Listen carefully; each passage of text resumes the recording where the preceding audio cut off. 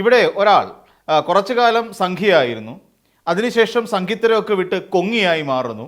അങ്ങനെ കൊങ്ങിയായി കുറച്ചു കാലം ഇങ്ങനെ നിന്നിട്ട് സംസ്ഥാന സർക്കാരിൻ്റെ ഏത് പ്രോജക്റ്റ് വന്നാലും കൃത്യമായി വിമർശിക്കുക.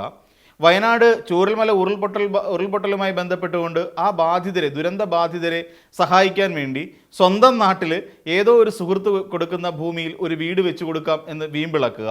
സർക്കാരിൻ്റെ നിധിയിലേക്ക് ഒരു രൂപ പോലും ആരും സംഭാവന ചെയ്യരുത് എന്ന് ജനങ്ങളെ ഉദ്ബോധിപ്പിക്കുക.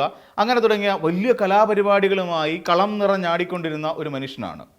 എന്നിട്ട് ഇടയ്ക്ക് വി ഡി സതീശൻ്റെ കാല് പിടിക്കാൻ പോകുന്നത് പോലുള്ള ആംഗ്യങ്ങളും ആക്ഷനുകളും ഒക്കെ കാണിക്കുക.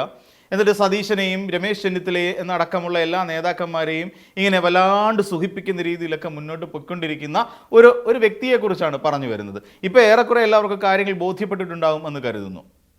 അപ്പോൾ ഒരു നിയുക്ത MLA ആകാൻ വേണ്ടിയിട്ട് തൃക്കാക്കരയ്ക്ക് വണ്ടി കയറുന്നു. ആ വണ്ടി കയറിയപ്പോൾ കൊണ്ടു നിർത്തിയത് സാബു എൻ ജേക്കബിൻ്റെ 2020 എന്ന് പറയുന്ന ഒരു ഉഡായിപ്പ് വണ്ടിയായിരുന്നു.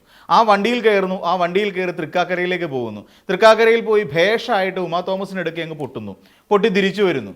പൊട്ടിക്കഴിഞ്ഞപ്പോൾ പിന്നെ ആർക്കും വേണ്ട ആരെ, ഈ പറയുന്ന വിരുദനെ.